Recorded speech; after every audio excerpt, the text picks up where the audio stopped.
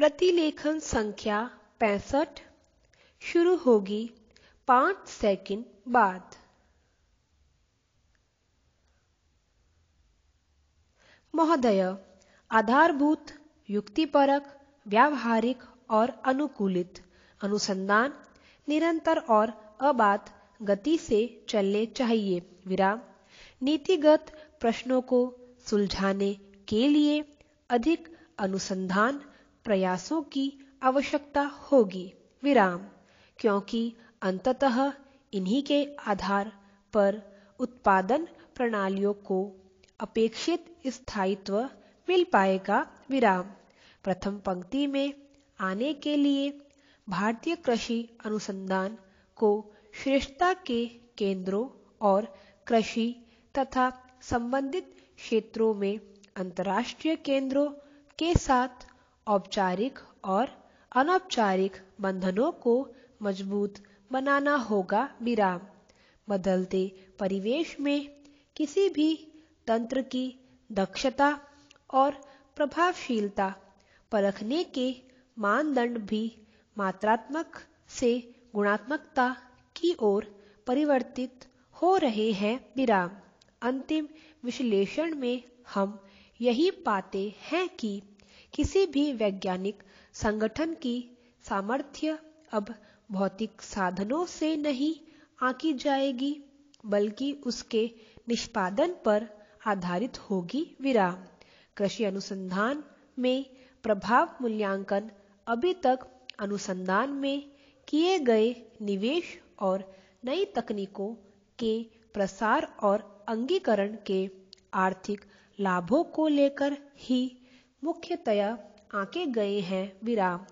प्रभाव मूल्यांकन से यह पता चलता है कि कृषि अनुसंधान के अंतिम सुफल प्राप्त करने में आर्थिक नीतियों और प्रौद्योगिकी की परस्पर क्रिया का क्या प्रभाव पड़ा। विराम।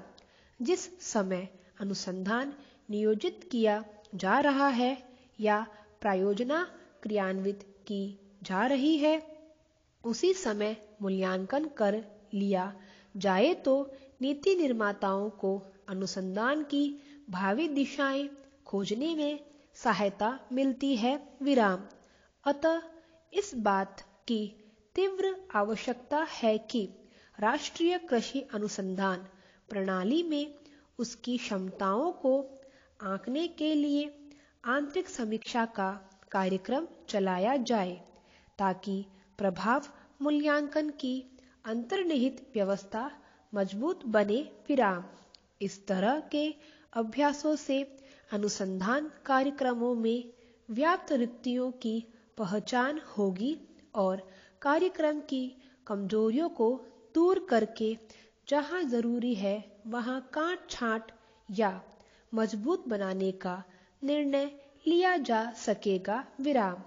इसके साथ ही उपलब्धियों और बाधाओं का सही विवेचन करने तथा खेतों तक पहुंचाने के लिए तैयार तकनीकों को पहचानने में मदद मिलेगी। विराम। पैरा।